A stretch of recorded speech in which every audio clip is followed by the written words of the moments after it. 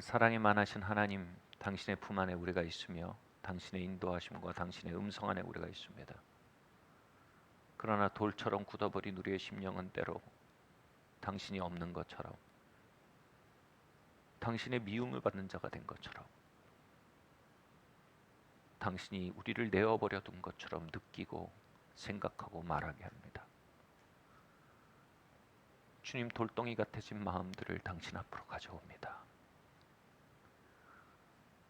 녹이시고 깨뜨리시고 새살을 돋게 하사 그 무엇보다 당신을 발견하게 하시고 그 누구보다 당신의 눈빛을 알게 하시고 당신께 인도받고 보호받는 삶의 즐거움을 알게 하여 주시옵소서. 예수님의 이름으로 기도드립니다. 아멘. 네, 우리 말씀 한번 보겠습니다. 제목 우리 한번 읽어볼까요? 시작. 용서의 능력. 네, 말씀 띄워주십시오. 함께 읽겠습니다. 에베소 4장 말씀입니다. 하나님의 성령을 근심하게 하지 말라. 그 안에서 너희가 구속의 날까지 인치심을 받았느니라. 너희는 모든 악독과 노함과 분냄과 떠드는 것과 해방하는 것을 모든 악의와 함께 버리고 서로 인자하게 하며 불쌍히 여기며 서로 용서하기를 하나님이 그리스도 안에서 너희를 용서하심 같이 하라. 아멘. 이 목회자의 자리는요, 많은 사람들에게 노출되어 때로는 마음 상할 일들이 자주 생기곤 하는 자리입니다. 좀 지난 얘기입니다. 이렇게 그렇게 좀 마음이 좀 많이 상해 가던 시간대였습니다. 요즘 뭐 그렇지 않은데 이제 그때는 참 마음이 상해 가던 때였습니다. 이렇게 그 무한도전이라는 프로그램이 있죠. 이 제방을 보는데 본방은 못 봐요. 이 목사들은 그 당시. 근데 제방을 보는데 거기서 63 빌딩 유리창 청소를 하는 미션이 있었습니다. 그래서 그 높은 곳에서 위험을 견디면서 이 유리를 닦는 일에 정말 용맹스러움, 그 놀라움들 이런 것들이 방영되고 있었습니다. 그런데 그 모습을 보면서 야, 높은 곳의 위험이 이 사람들에게 열려져서 공격받을 수 있는 상태에 놓여진 것보다는 훨씬 안전하겠다는 생각이 덜컥 들었습니다. 그러면서 제가 정말 그냥 마음에서 있었던 일입니다. 그렇게 생각한 건 아니지만 그 일이 어떤지 이렇게 인터넷에서 이렇게 서치하고 있는 저를 발견했습니다. 후에 멘토 중에 한 분과 식사를 하면서 이 이야기를 나누었습니다. 마음 어렵게 하는 사람들에 대한 이야기를 했고요. 그래서 차라리 63 빌딩에서 그 높은 곳에서 유리를 닦는 그 일이 차라리 그 일이 더 좋을 것 같다라는 생각이 막 들었던 얘기를 했습니다. 근데 그분은 그 멘토가 되신 분 저에게 그 얘기를 들으면서 저의 마음을 어렵게 한 분들을 마음으로 깊이 받아들이라고 말했습니다. 아니 그 정도 거리에서도 충분히 아픈데 더 깊이 받아들이라고 하니 어려웠습니다. 요지는 용서하라는 겁니다. 저는 약간 저와 공감해주고 또 화를 잠시 같이 내주기를 기대하고 바라는 어리광을 부리는 마음이었는데 그 기대와 전혀 다른 그분의 반응에 저는 약간 볼멘 소리를 했습니다. 그런데 그분은 웃으면서 더 단호하게 말하는 겁니다. 그럼 너가 말하던 그 63 빌딩 유리창 닦는 일을 알아보는 것도 좋을 것 같네. 이렇게 이렇게 얘기를 하는 겁니다. 그래서 농담이지만 정말 무서운 말이었습니다. 뭘 말하는 겁니까? 용서치 않음은 저의 목회와 저의 부르심을 멈춰 세우는 숨은 적이라는 것입니다. 그 적 앞에서 어리광 부리고 엄살 떨지 말고 이 용서치 않음이라는 적에 대해 단호하게 대응해 나가야 한다는 요청이었습니다. 돌아보면 목회에서 설교 능력보다 상담 능력보다 더 중요한 능력이 있습니다. 바로 용서의 능력입니다. 여러분 설교와 상담을 못하면 사람들이 좀 힘들어합니다. 근데 오늘 말씀대로 용서를 못하면 성령님이 힘들어하십니다. 끊임없이 발생하는 상처와 고통에 용서로 반응하지 않는다면 성령의 임재와 기름 부음은 축소되고 몸과 마음의 건강은 위협받게 됩니다. 여러분, 목회뿐이겠습니까? 가정생활, 직장생활, 저와 여러분의 모든 일상이 그러합니다. 마음 한켠으로, 때로는 마음 깊이 번번이 상처받는 일들이 지속되고 있는 게 우리의 삶입니다. 지금도 어제 또는 좀 전에 받았던 상처와 투쟁하며 이 자리를 지키는 분들이 계실지 모릅니다. 아니, 이미 오래전에 깊이 남은 상처로 이미 우리의 통각의 그 역치를 넘어서서 인지는 못하지만 이미 마음속으로 엄청난 에너지를 소모하며 마음의 탈진 상태를 경험하며 이 자리에 앉아 계신 분들도 있을 겁니다. 그러니 우리 모두에게 용서의 능력은요, 가장 핵심적인 삶을 운영하는 핵심 능력이 됩니다. 이 상처들을 바르게 다뤄낼 수 있는 유일한 길이 바로 용서의 능력입니다. 용서를 포기할 때 우리는 기름 부음을 잃어버리고 또 건강을 잃어버리고 또 부르심을 포기하게 됩니다. 우리가 그 모든 것들을 포기하고 싶지 않다면 우리는 용서를 포기하지 않아야 합니다. 여러분, 무엇을 포기하시겠습니까? 무엇을 지키시겠습니까? 무엇을 향해 싸우시겠습니까? 그리고 무엇을 소중히 성장시켜 나가실 겁니까? 용서는 결코 비싼 값이 아닙니다. 그것은 가장 경제적인 선택입니다. 다음 말씀 함께 읽겠습니다. 주인이 노하여 그 빛을 갚도록 저들을 옥졸에게 붙이니라. 너희가 각각 중심으로 형제를 용서하지 아니하면 내 천부께서도 너희에게 이와 같이 하시리라. 아멘. 우리가 용서하지 않을 때 우리는 마음에 악독과 노함과 회방과 악의를 서서히 품게 됩니다. 그리고 그 마음은 영적으로 우리를 옥졸에게 인도하게 될 거라고 예수님 말씀하시는 겁니다. 여기서 옥졸이란 단어는 헬라어로 고문하는 사람들이란 뜻인데, 많은 성경 교사들은 이 단어가 사단과 그의 졸개인 악한 영들을 의미한다라고 해석합니다. 즉 우리가 악함과 노함과 회방과 악의를 품을 때, 다시 말해 우리가 받은 상처와 아픔을 용서로 잘 관리하지 못하고 그것이 악독으로 부패해 가도록, 노함으로 부패해 가도록, 회방으로 악화돼 갈수록 방치할 때 우리의 삶은 점차 악한 영들과 사단의 영향력 아래로 이끌려 간다는 정말 놀라운 경고를 하고 계신 것입니다. 어느 지역의 원주민들이 원숭이를 잡는 방법에 대해 이야기를 들었는데요. 이 이야기를 읽으면, 이 말씀을 읽으면 그 이야기가 생각이 납니다. 이 딱딱한 상자 안에 원숭이들이 죄송합니다. 원주민들이 죄송합니다. 원주민들이 바나나를 넣었습니다. 그리고 원숭이의 손만 겨우 들어갈 구멍을 뚫어 넣습니다. 그럼 배가 고픈 원숭이는 그 바나나를 먹기 위해서 손을 뻗어서 그 바나나를 움켜쥡니다. 근데 이 바나나를 움켜쥔 채로는 손이 빠져나올 수가 없는 작은 구멍이기 때문에 원숭이는 그 바나나를 붙들려고 할수록, 움켜질수록 발이 그곳에 묶여버립니다. 언제까지요? 사냥꾼들이 다가와서 그들을 생포하기까지요. 원숭이는 그때까지 그것을 놓지 못합니다. 용서치 않으면 움켜진 원숭이의 손입니다. 우리가 상처받은 것, 우리가 아픈 것, 움켜쥐고 주장할 때 성령님의 임재는 약화되고요. 우리는 영적으로 점차 어두워져 갑니다. 그리고 우리의 마음과 감정의 파괴적인 역동들이 자라나가고요. 우리의 신경 조직과 호르몬 조직에는 밸런스가 깨어진 움직임들이 나타납니다. 그리고 영적으로는 파괴자 사단의 영향력에 우리의 삶이 점차로 노출되어져 갑니다. 여러분, 여기서 빠져나갈 수 있는 길은 단 하나뿐입니다. 놓는 것입니다. 움켜진 손을 푸는 것입니다.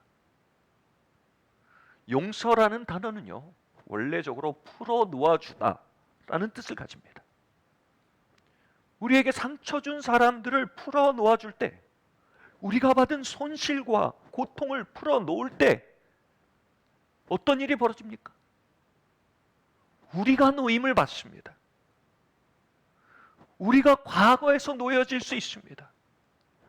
그래서 미래를 향해 비로소 나아갈 수 있게 됩니다. 우리가 비로소 고통에서 놓여지게 됩니다. 그리고 치유로 나아갈 수 있게 됩니다. 비로소 속박과 결박에서 놓여져 부르심을 향해 나아갈 자유를 얻게 되는 것입니다. 사단의 권세에서 노임받고 성령의 기름 부음과 인도하심 안으로 들어갈 수 있는 열린 문을 얻게 되는 것입니다. 다음 말씀 함께 읽겠습니다. 시작. 욥이 그 벗들을 위하여 빌매 여호와께서 욥의 곤경을 돌이키시고 욥에게 그 전 소유보다 갑절이나 주신지라. 욥은 바로 풀어놓음으로 노임받은 사람의 이야기를 보여줍니다. 욥은 고난 속에 인내하는 사람의 상징적인 존재죠. 그런 욥을 하나님께서 이제 곤경에서 돌이키기로 결정하십니다. 근데 그 곤경에서 돌이키기 원하시는 하나님의 의지가 무엇을 통해 나타납니까? 바로 욥으로 하여금 욥의 친구들을 위해 축복하고 기도하도록 인도하심을 통해 욥의 턴어라운드가 시작이 된 겁니다. 이 친구들이 누굽니까? 욥의 고난에 정점을 찍어준 사람들입니다. 아프고 쓰린 데다가 고쳐달라고 상처를 열었더니 거기에 재를 뿌린 사람들입니다. 그 친구들은요, 고난받고 있는 욥에게 찾아와 욥을 비난하고 정죄했습니다. 욥의 고난 중에 사고로 재산을 잃은 것이 있습니다. 또 건강을 잃은 것이 있습니다. 그런데 그것에 대한 언급은요, 사실 몇 절로 끝납니다. 그런데 이 믿었던 친구들로부터 받은 오해와 핍박과 정죄는요, 욥기 전체에 걸쳐서 수십 장으로 기록되어 있습니다. 돈 문제보다, 사고보다 제일 아픈 게 사람입니다. 우리가 믿고 의지하던 사람들, 그들이 제일 아프게 합니다. 몽둥이로 두드려 맞는 것보다 손톱밑을 찔러 들어온 바늘이 더 아픈 법입니다. 우리의 삶을 가장 어렵게 하는 것은 사건, 사고만이 아닙니다. 사랑하고 신뢰하던 사람들의 배신입니다. 그들의 분노와 그들의 비난과 그들의 오해입니다. 우린 그때 영혼의 깊은 내상을 입는 것입니다. 한편 하나님은 욥이 곤경에서 노임받기 하기로 결정하셨습니다. 과거에서 새로운 내일을 향해 이제 나아가게 하기로 결정하셨습니다. 그 결정이 어떻게 실행됩니까? 바로 욥에게 그 친구들을 위해 축복하고 기도하라는 명령으로 시작이 됩니다. 하나님이 그냥 용서하라 하신 게 아닙니다. 그들을 위해 축복하고 기도하라는 겁니다. 그들이 잘 되기를 위해 기도하라는 겁니다. 그들이 노임받고 평화롭게 되기를 위해 기도하라는 겁니다. 그들이 행복한 사람이 될 수 있도록 기도하라는 것입니다. 정말 어려운 요구입니다. 그냥 용서해라 하시면 눈 딱 감고 용서하자, 예수님의 이름으로 용서합니다 하고 신용만 하고 넘어갈 수 있습니다. 근데 잘 되게 해달라고 축복하는 일은요, 정말 마음에서의 용서가 없으면 할 수가 없습니다. 마음의 용서가 없을 때 우린 그들이 나에게 한 죄에 대해 값을 치르게 되길 원합니다. 마음의 용서가 없을 때 우린 그들이 우리에게 행한 죄로 인해 손해를 보고 손실을 보고 어려움을 겪게 되길 바랍니다.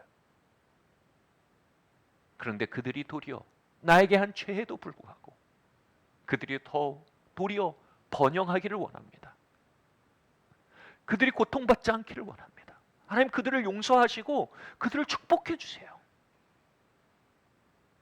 라고 말할 수 있기 위해선 우리의 마음에 그들을 향한 자비가 있어야 합니다.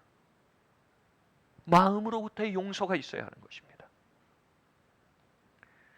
욥이 친구들을 위해 축복했을 때 그 마음이 어땠을까요? 막 억울함이 막 올라왔을 겁니다. 복수심이 푸르륵 하고 일어났을 겁니다. 그들을 축복하려고 하니까 마음에 잠자던 고통들이 휘휘 저 올라왔을 겁니다. 그들이 복받을 모습을 생각하면 막 손발이 저렸을지도 모릅니다. 그것은 치열했던 욥의 마음의 용서의 학교였을 것입니다. 내가 왜 이렇게까지 해야 되나 싶었을 겁니다. 그런데 보십시오. 이것이 하나님이 욥을 곤경에서 돌이키신 방법입니다. 영어로 턴어라운드입니다. 역전시키신 방법입니다. 그가 과거의 고통의 통로들을 용서하기 시작했을 때, 과거의 고통의 파괴의 통로들을 용서하고 축복하기 시작할 때, 욥은 단순히 그들을 놓아준 것이 아니라 자기 자신을 그 고통으로부터 풀어놓아 준 것입니다. 자기 자신을 그 파괴로부터 풀어놓아 준 것입니다. 자기 자신을 그 과거로부터 노임받게 한 것입니다. 이것이 하나님이 가져오시는 회복에 응답하는 욥의 이야기였습니다. 머리에서 하는 용서가 아닙니다. 마음 깊은 곳에서 하는 용서입니다. 예수님은 옥절에서 놓여지는 길은 마음에서 하는 용서뿐이라고 말씀하셨습니다.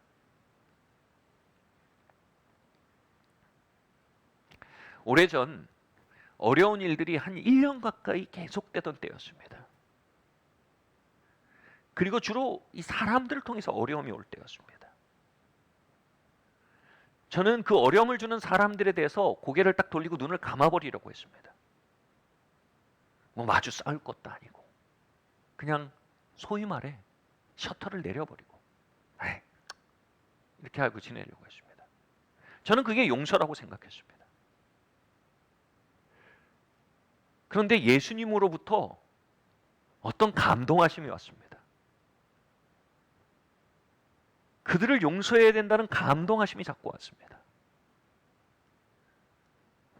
저는 그냥 머리로 용서하고 있었던 것입니다. 어느 순간 성령님의 빛이 저에게 임했을 때 성령님은 단순히 용서하라보다 더 강한 것을 요구했습니다. 나는 네가 그들을 축복하고 그들을 위해 중보하기 원한다.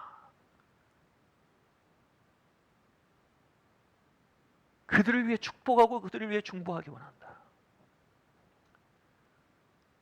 아마 욥의 마음이 그렇게 저어 올려졌을지 모르겠습니다. 저는 그 감동을 받았을 때 너무 아프고 화가 치밀었습니다. 그들이 잘 되기 위해 기도하라고요. 그들의 평화를 위해 기도하라고요. 그 순간 저는 반사적으로 이 집을 청소하고 있었는데 청소기를요. 반사적으로요. 청소기를 바닥에 던졌습니다. 그리고 허공에다 소리를 질렀습니다. 싫습니다. 이렇게 말입니다. 저도 깜짝 놀라고요. 거실에 있던 제 아내도 깜짝 놀랐습니다. 여러분 오해하지 마십시오. 저는 주님께 굉장히 공손한 사람입니다.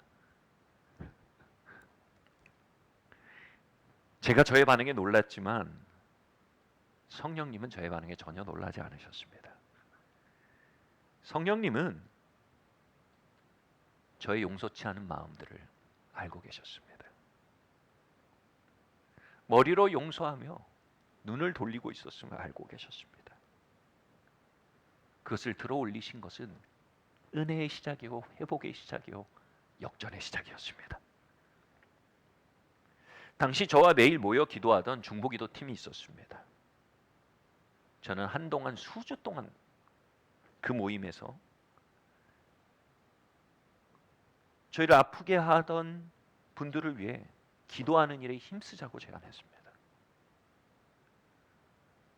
그래서 우리는 정말로 매일같이 부르짖으며 그분들의 번영을 위해 기도했습니다. 매일같이 부르짖으며 그분들의 행복을 위해, 축복을 위해 기도했습니다. 그분들의 삶이 진보하도록 기도했습니다.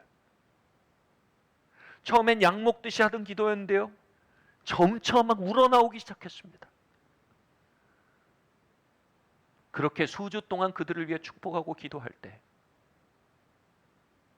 영적인 차원에서 무언가 뽀악 하고 깨어지는 느낌을 받았습니다.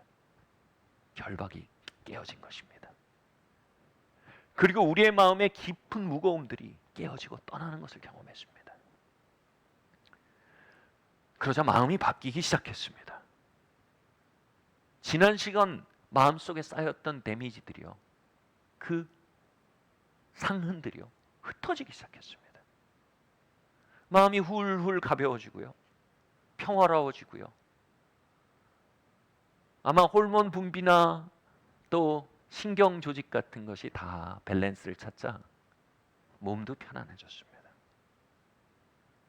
그러자 마음 깊은 곳에 시작됐던 그 평화가 상황으로 흘러가 상황의 턴어라운드를 가져왔습니다. 역전을 가져왔습니다. 1년간 계속됐던 어려움의 시간이 마침내 지나기 시작했습니다. 제가 청소기를 집어던지며 시작했던 그 일은 하나님이 욥의 곤경을 돌이키기 위해 시작했던 바로 그 일이었던 것 같습니다. 그리고 그것이 오늘 여러분 안에 시작하기 원하시는 일입니다. 영어 표현에 이런 표현이 있습니다. 이런 말이 있습니다. Let go, let God. 놓아버리십시오.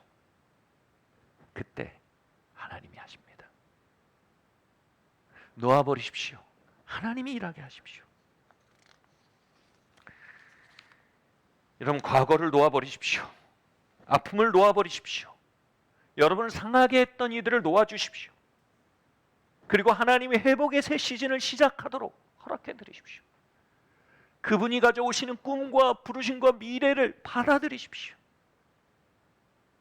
용서하십시오. 머리가 아니라, 의지가 아니라 중심으로, 마음으로 용서하십시오.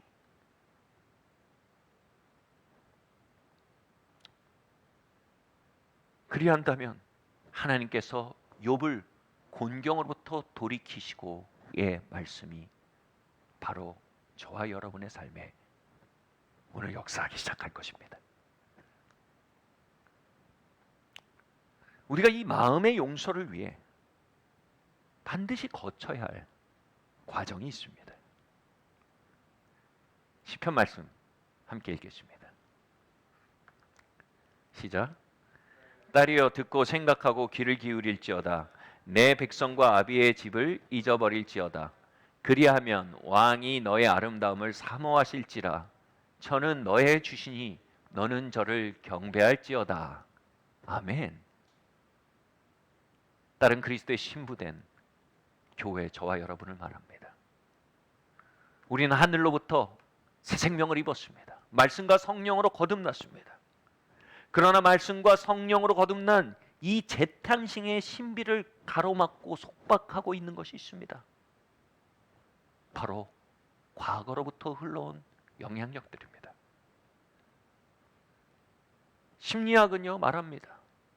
우리가 만 6세, 한국 나이 7, 8살 전까지 부모님과의 양육 관계에서 경험한 공급과 결핍 또는 보호와 가해, 트라우마 등은요 우리의 성품과 성격을 결정짓고요, 그리고 그렇게 결정지어진 성품과 성격은 평생을 결정짓게 된다는 이야기를 합니다. 여러분, 우리는 6세 이전의 경험으로 속박지어질 자들이 아닙니다.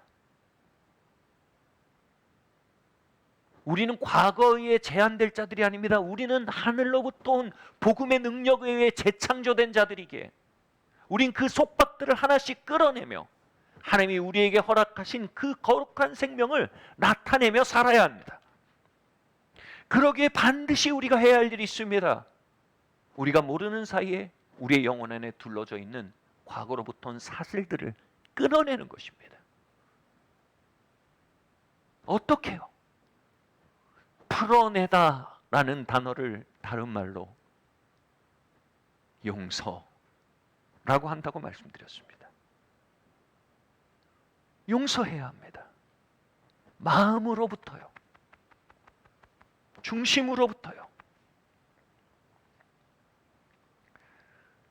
자, 이 중심으로부터 어떻게 이것들을 풀어놓으며 우리의 삶을 자유케 할지에 대해서 한번 살펴보겠습니다.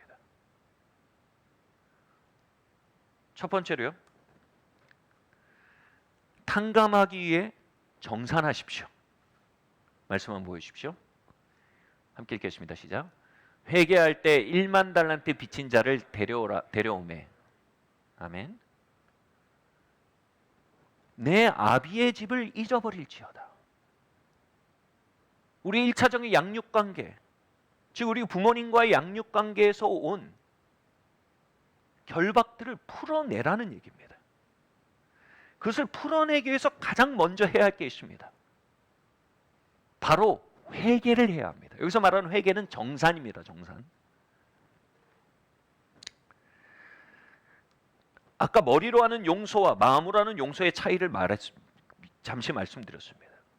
머리로 하는 용서는 사실상 용서가 아닙니다. 심리학적으로는 이걸 디나이얼이라고 합니다. 디나이얼. 부정하다는 겁니다. 뭘 부정합니까? 디나이얼은요, 고통과 손상, 다양한 문제들을 감당할 수 없고 대면하고 싶지 않고 인정하고도 쉽지 않아서 부정해버리는 심리적 방어 기제입니다. 이건 용서가 아닙니다, 여러분. 이건 우리의 치유와 성장과 회복을 막는 가장 큰 장애물입니다. 디나이얼. 부정해버리는 겁니다. 크리스찬들은 이렇게 부정합니다. 아, 나는 부모님을 용서했어요. 끝. 예수님의 이름으로 아버지를 용서합니다. 어머니 용서합니다. 아멘. 끝. 이것이 크리스찬의 대표적인 디나이얼입니다.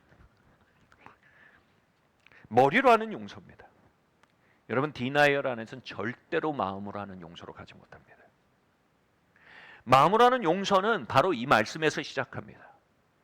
이 말씀은요, 왕에게 1만 달란트 탕감받은 신하의 이야기로 성경 전체에서 용서에 대한 가장 완전한 예시로 선택할 수 있는 이야기입니다. 이 이야기의 시작이 바로 이 구절에서 시작합니다. 그 완전한 용서가 어떻게 시작이 됩니까? 왕이 회개를 합니다. 정산을 합니다. 그리고 엄청나게 잃어버려진 것을 발견합니다, 여러분. 그리고 뒷구절에 뭐예요? 그를 불러오라 합니다. 그 잃어버려진 것이 누구로부터 받아야 할 것인지에 대해 인지하고 발견하는 것을 시작합니다.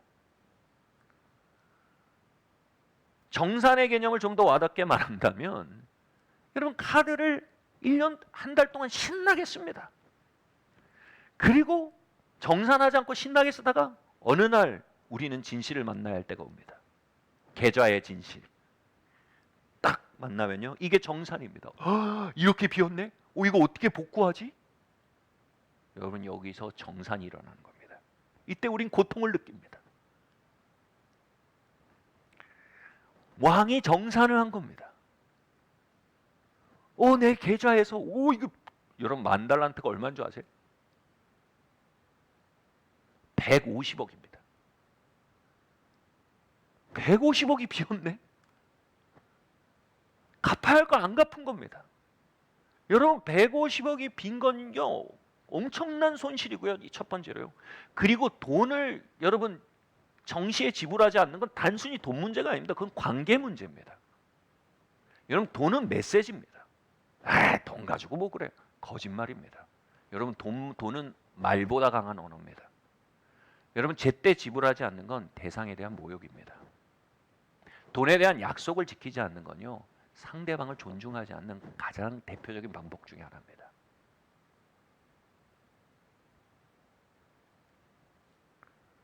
근데 150억을 신하가 왕한테 안 갚은 겁니다. 왕은 엄청난 모욕을 당한 겁니다.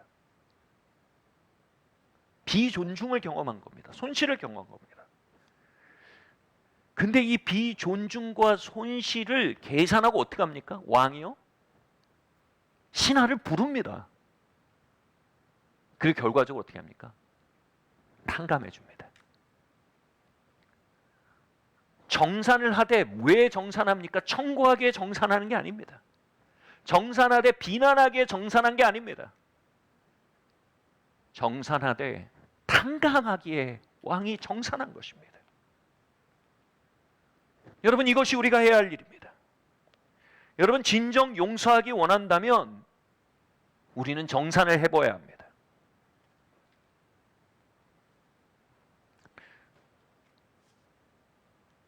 우리가 받지 못한 것이 무엇인지, 그로 인한 손실이 무엇인지, 그로 인해서 어떤 일을 겪었는지 인지하고 발견하는 데서 시작해야 합니다.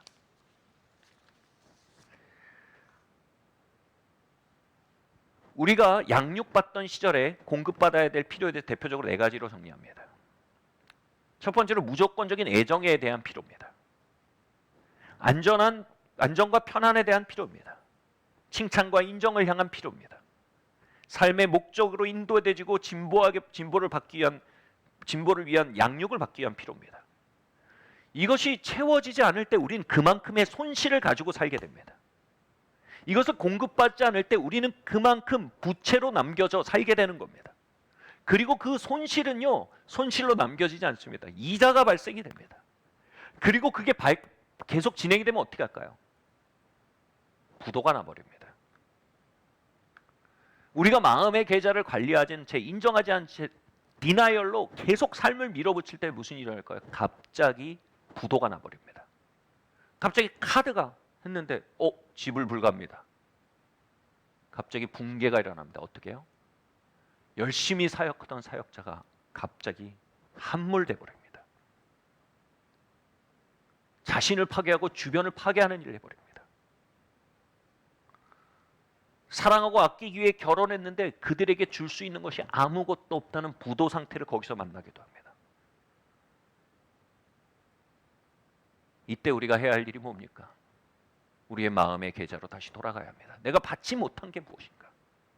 그리고 그로 인해 어떤 데미지가 있었고, 그 데미지는 어떻게 이자를 발생시켰고, 나는 어떻게 부도난 삶을 살았는가? 내적으로. 여러분, 이것을 다 정산을 할 때 비로소 우리에게는요, 용서할 수 있는 권리가 생기는 겁니다.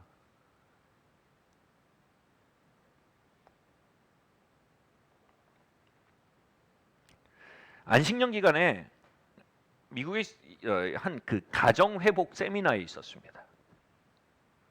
거기서 이 가정의 회복의 시작으로서 용서라는 그 세션을 그 세미나를 진행하고 있었습니다. 그리고 소그룹에서 용서를 실습했습니다. 그냥 강의를 들을 땐 거기에 참석한 사람들이 이제 다 기독교의 지도자들이나 목회자들이었기 때문에 용서라는 주제에 익숙한 주제였습니다. 근데 말미에 이렇게 제안하는 겁니다.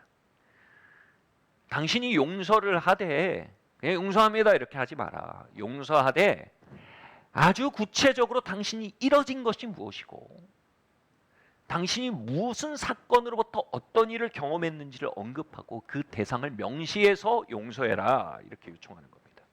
그래서 소그룹에서 그것을 하려고 모였습니다. 처음 모였을 땐 다 막 용서 막 다 하하하 헬로 뭐 잘 지냈어요 막 모였어요. 근데 그 특정에서 이야기하며 용서를 하기 시작할 때 역사가 일어났습니다.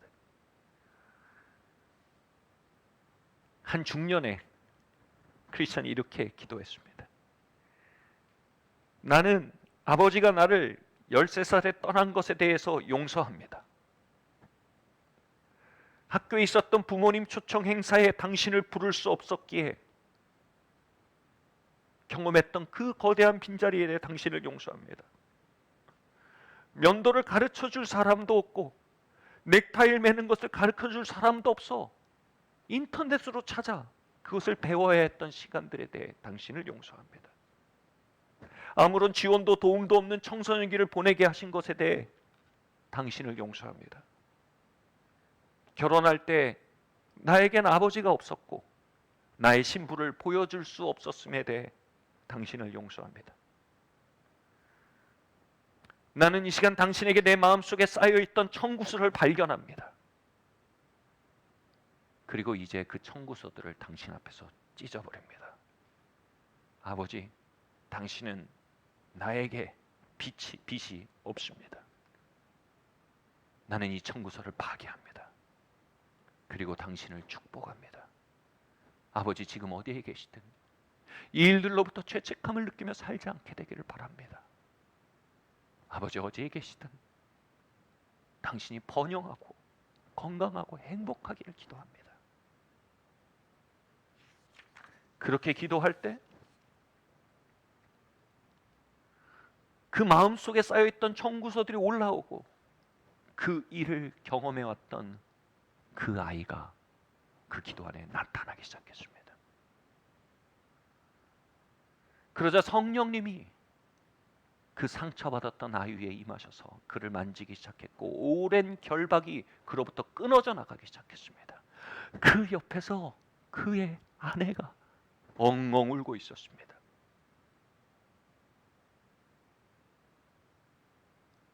그 과거에 묶여 자신에게 다가오지 못하던 남편을 발견하게 된 것입니다. 그리고 이제 그들의 부부 사이에 새로운 일이 시작되는 것을 발견하여 소망 가운데 울고 있는 것이었습니다. 여러분, 정산을 두려워하지 마십시오. 회복을 위한 정산입니다. 성령께 여러분의 마음의 진실이 드러나게 하십시오. 두 번째로요. 두 번째 말씀 한번 읽겠습니다. 시작. 그 종의 주인이 불쌍히 여겨 놓아 보내며 그 빚을 탕감하여 주었더니. 아멘. 이 두 번째가 뭐냐면요, 그것에 대해서 우리가 찢어버리고 용서할 때 어떤 일이 벌어지냐면요, 어떤 일이 벌어져야 하냐면요, 우리의 마음속에서 그들이 우리에게 그걸 지불할 능력이 없었다는 것을 보게 되는 겁니다. 그분들이 우리를 괴롭히기 위해서 그렇게 한 게 아니라, 우리에게 악의를 가지고 그렇게 한 게 아니라, 심지어는 때론 우리를 사랑하지 않아서 그렇게 한 게 아니라, 그렇게 할 수 있는 능력 자체가 없는 것이었습니다.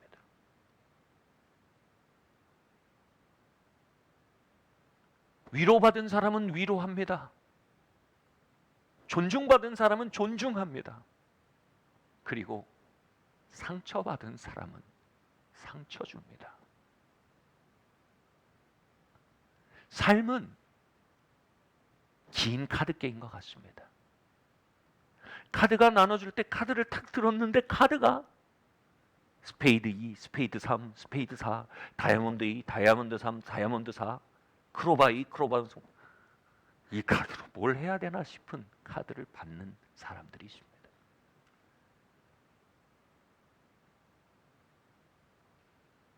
그 카드로는 아주 빈곤한 카드 게임을 할 수밖에 없는 한계가 있습니다.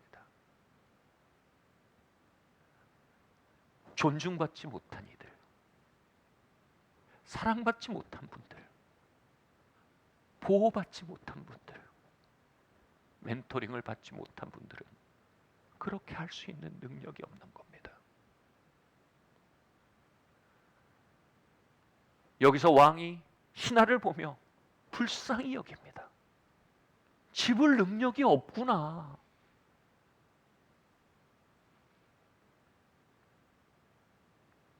저는 솔직히 우리들 아버지 세대를 보며 마음이 어려울 때가 많이 있었습니다.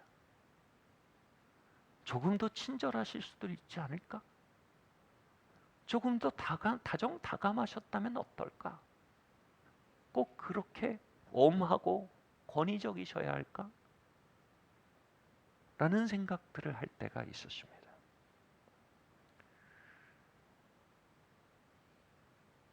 그런데 용서의 길을 걸으며 하나님 보여주신 게 있습니다.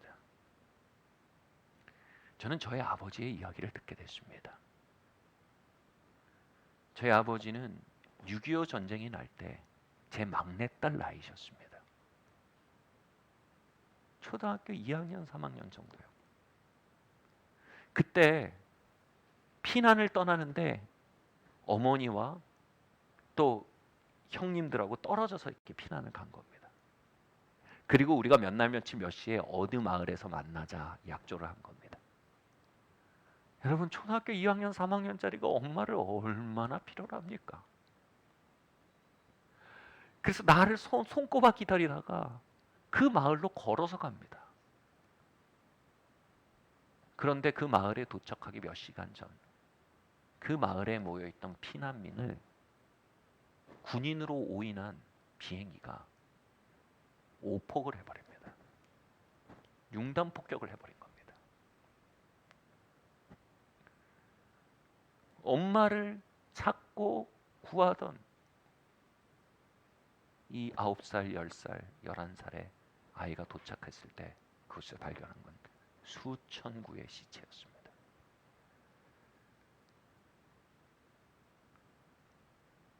그리고 그곳에서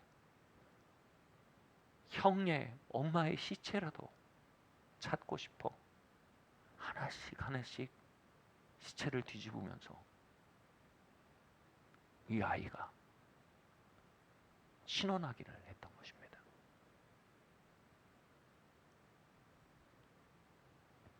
다행히 그 자리에서 저희 할머니는 벗어나셨기 때문에 후에는 이제 만나게 됐지만, 여러분, 그런 일들을 통과하신 게 우리 아버지 세대입니다.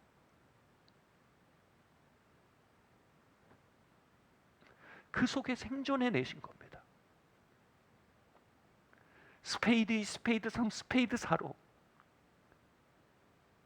인생의 카드 게임을 정말로 헝그리 정신 하나로 뚫고 오신 겁니다. 그 순간 저는 그냥 아버지란 이름으로 한 사람을 보기보다 한 남자의 인생으로 한 사람을 볼 수 있는 눈이 열렸습니다. 6.25라는 카드를 받았던 한 소년, 방치와 고통 속에 생존이란 카드를 받았던 그 소년, 그렇게 아버지가 돼야 했던 그 소년, 그리고 최선을 다했으나 완벽할 수 없었던 한 남자를 보게 된 겁니다. 그리고 미안하고 고마웠습니다.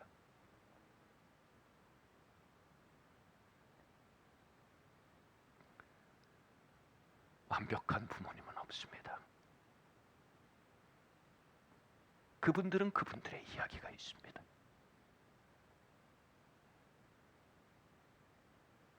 우린 그분들의 어찌할 수 없었음을 비난하기보다 한 사람으로서의 그분들의 여정을 들여다볼 수 있는 마음이 열려야 합니다.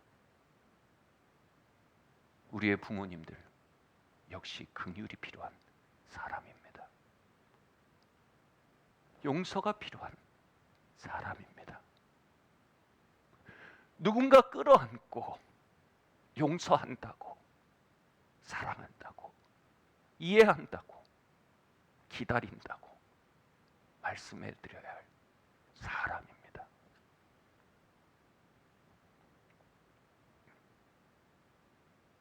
감히 말씀드립니다. 이제 아빠, 엄마가 아닌 한 남자, 한 여자를 긍휼히 여기시고 용서하시고 사랑하는 자리로 나아가시길 바랍니다. 그리고 기도하게 되길 바랍니다. 하나님, 이분들의 삶에 번영이 있기를 원합니다. 그 투쟁 같았던 삶에 나로 인해 더 큰 죄책감을 갖게 되지 않고 이제 그것을 훌훌 털고 그분들의 삶에 축복과 번영을 향해 나아갈 수 있기를 원합니다. 나의 아버지를 축복합니다. 나의 어머니를 축복합니다. 하나님, 한 남자 누구누구를 예수님의 이름으로 축복합니다. 한 여자 누구누구를 예수님의 이름으로 축복합니다.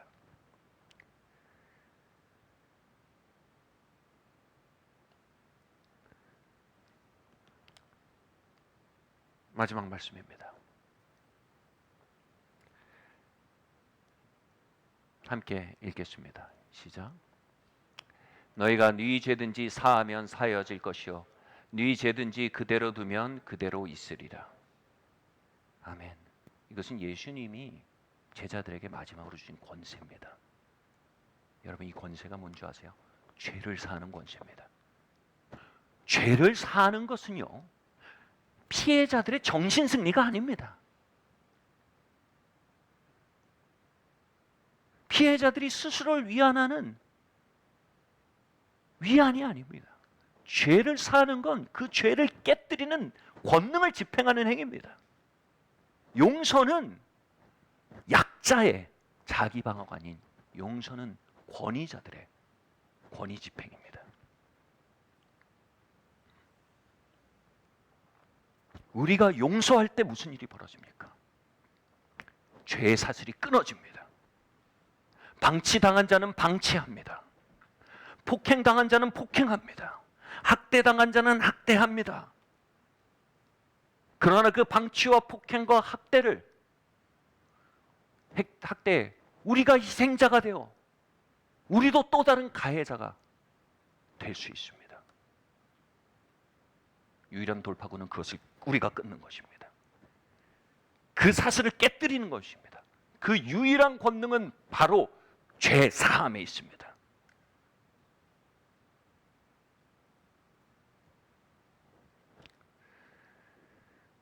몇 년 전에 출장을 갔다가 한 목회자 친구를 만났습니다. 밥을 같이 먹게 됐는데 북유럽에서 목회하시는 분이었는데 너무 겸손하고 깨어진 마음이 있고 예수님을 사랑해서 짧은 시간에 굉장히 서로 친구가 됐어요. 너무 좋더라고요. 짧은 시간에 밥 한 번 먹었는데 친구가 됐어요.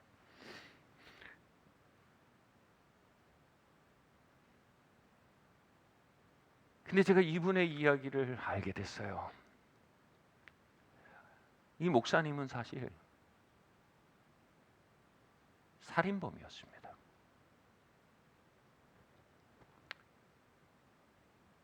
굉장히 단단하고 정말 마초맨 같은 이런 강한 터프한 남자인데요. 저랑 나이가 조금 저보다 좀 젊나 비슷하나는데 이분이 젊은 시절에 더 젊었을 때 바에서 싸움이 났는데 누굴 때렸는데 죽은 거예요. 한 남자를 죽인 거예요. 그로 인해서 살인죄로 형량 선고를 받고 감옥에 가게 됐죠. 그런데 누군가 찾아온 겁니다. 바로 그 죽은 아들의 부모님입니다. 그 부모님이 찾아와서 이야기하는 겁니다. 나는 예수 믿는 사람입니다. 예수님이 그 보혈로 하나님이 그 아들의 생명으로 나를 용서하셨고 그래서 나는 새 사람이 되었고 나는 구원받았습니다. 그러니 나의 아들의 생명에 대해 당신을 탕감하여 줍니다. 당신을 용서합니다. 그리고 당신을 위해 기도하겠습니다. 당신이 번영하기를 위해 기도하겠습니다.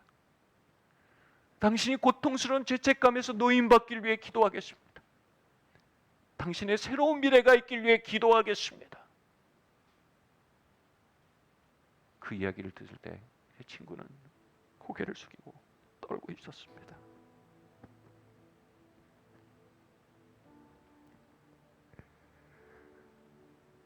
살인의 사슬보다, 분노의 사슬보다, 수치의 사슬보다 훨씬 더 강한 어떤 힘이 그를 때린 것입니다. 바로 용서의 권능이었습니다. 거기서 그는 살인의 사슬과 분노의 사슬로부터 노임을 받았습니다. 수치의 사슬에서 노임을 받았습니다. 예수님을 영접하고 회개하고 새 사람이 되었습니다. 그리고 자신이 죽인 남자의 부모님의 영적 아들이 되었습니다.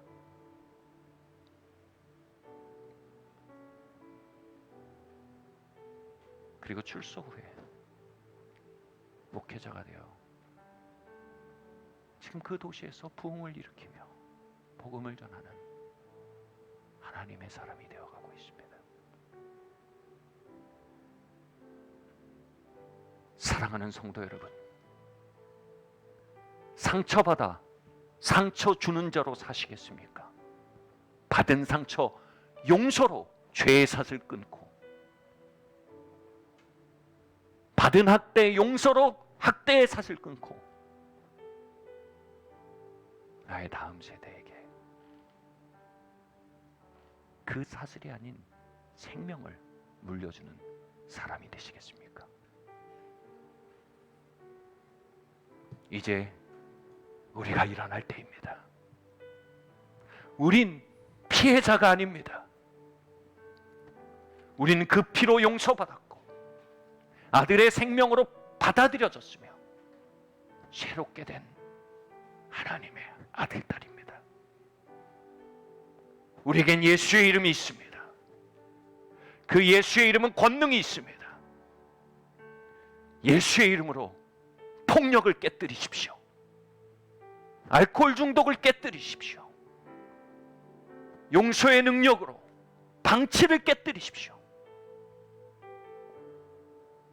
그리고 새로운 생명의 역사에 시작이 되십시오.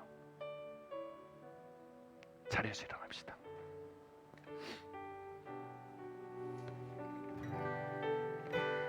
할렐루야. 주님, 이 시간 예수님의 이름 앞으로 나옵니다. 아버지여, 저들을 용서하십시오. 저들이 하는 것을 알지 못하나이다.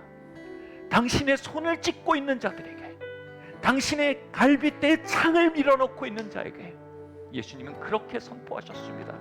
그리고 그 용서의 능력은 그 자리에 있던 이들을 오순절 다락방에 모아내는 시발이 되었으며 성령의 불로 그들을 채워 부흥의 불쏘시개로 그들을 일으켰습니다. 여러분, 그 용서의 권능은 역사를 통과해, 공간을 통과해 우리에게 찾아와 있습니다. 아버지여, 저들을 용서하소서. 저들이 하는 바를 알지 못하나이다.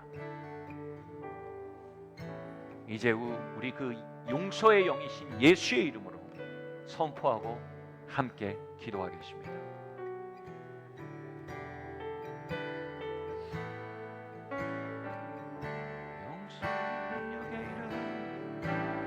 능력의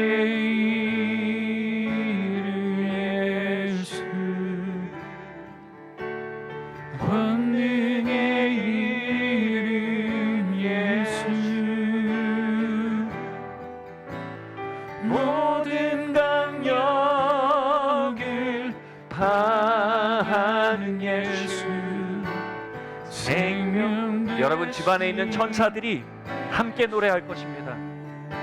여러분, 울리게 하십시오. 치유의 이름 예수, 용서의 이름 예수, 자유 주시는 주시는 그 이름, 자유 주시는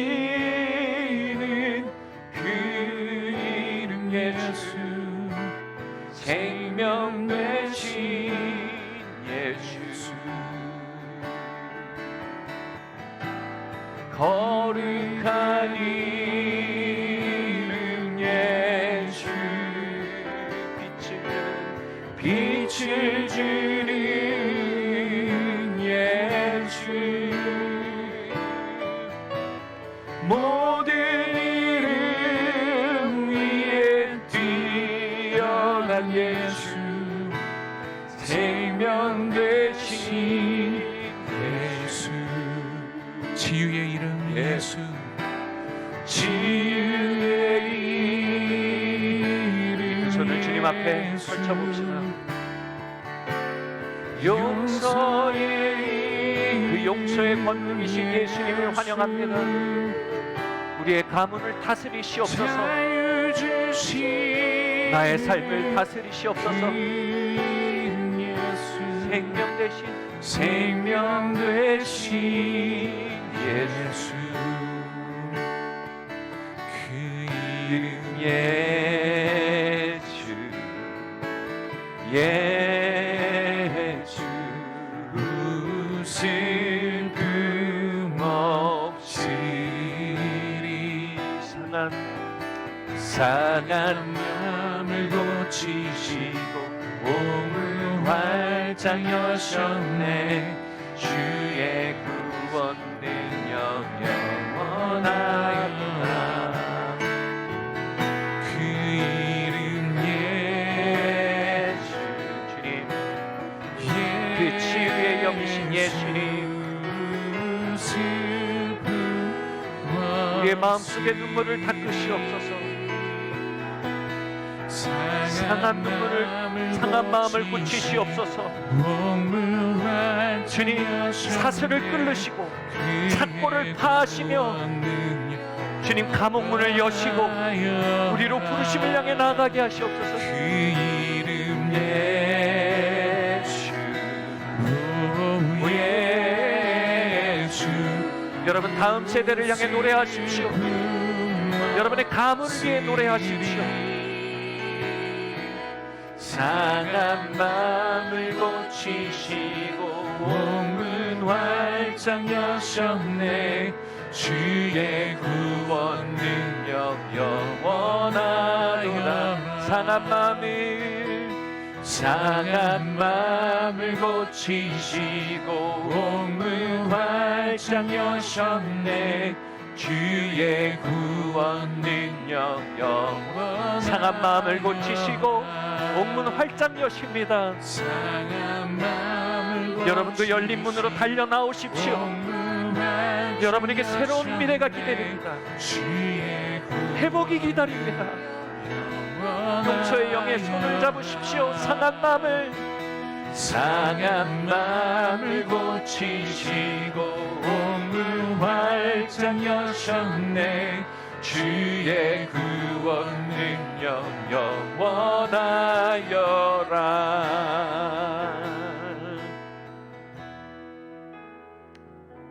이 시간 그 갈보리 십자가 아래 우리가 섭시다.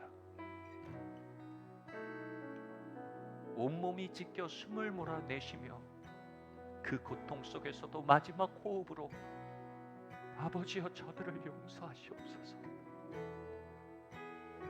그분이 우리의 주인이십니다.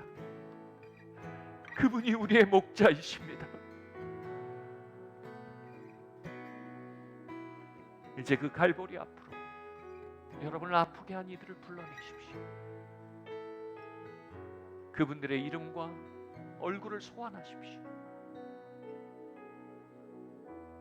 특별히 구체적인 손실과 상함에 대해 여러분 부모님을 혹시 아버지 어머니가 필요하다면 그 자리에 소환하십시오.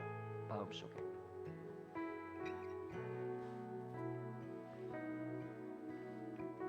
같이 말합시다. 예수님의 이름으로 아버지 어머니 앞에 섭니다.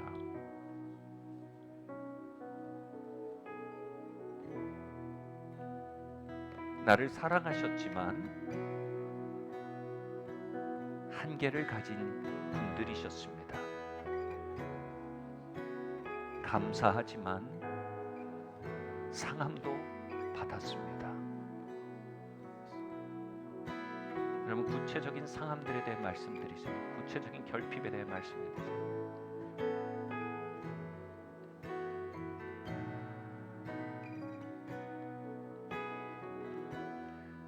그리고 우리 함께 말합시다. 예수님의 이름으로 이 모든 청구서들을 찢어버립니다. 아버지, 당신을 놓아드립니다. 당신이 할 수 없었던 것에 대해 죄의식에 시달리지 않기를 바랍니다. 자유를 얻게 되길 바랍니다. 당신을 놓아보내드립니다. 당신은 나에게 빚진 것이 없습니다. 어머니, 당신을 용서합니다. 당신이 하실 수 없었던 것에 대해 죄책감을 갖지 않기를 바랍니다. 당신에게 청구서를 보내던 일들을 그칩니다. 당신을 비난하고 분노하고 당신으로부터 후퇴하며 마음속으로 처벌했던 모든 일들에 대해 이제 용서를 선포합니다. 아버지, 어머니, 자유이십니다. 하나님께서 두 분을 축복하기 원합니다. 두 분의 영육혼이 번영하기를 원합니다. 하나님의 축복 안에 남은 길을 기쁨으로 가시기를 축복합니다. 우리 여러분의 아버지 어머니를 축복하세요. 이 시간 그분들을 축복하며 기도하세요. 축복하세요. 축복하세요.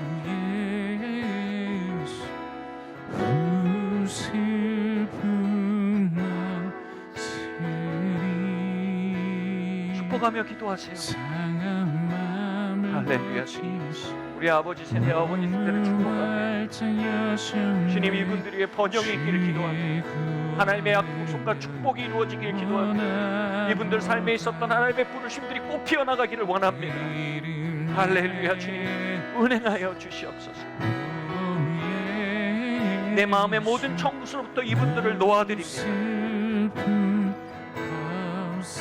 이제 내가 기도의 후원자가 되겠습니다. 이제 내가 후원을 받았듯 후원하고 응원하는 사람이 되길 원합니다. 하나님, 축복하여 주시옵소서.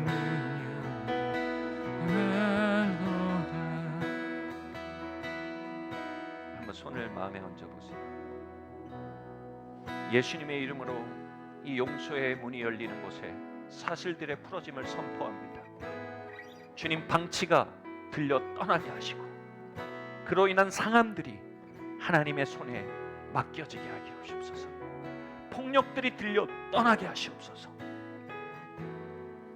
모욕이 들려 떠나게 하십시오. 주님, 중독들이 들려 떠나게 하시옵소서. 알코올 중독이 들려 떠나게 하시고 다툼과 분열이 끊어지게 하시옵소서.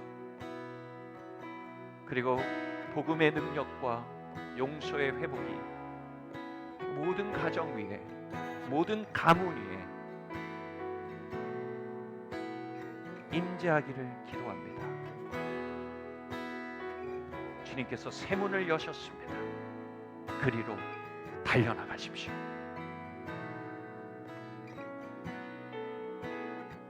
이 모든 말씀 살아계신 예수 그리스도 이름으로 기도드립니다.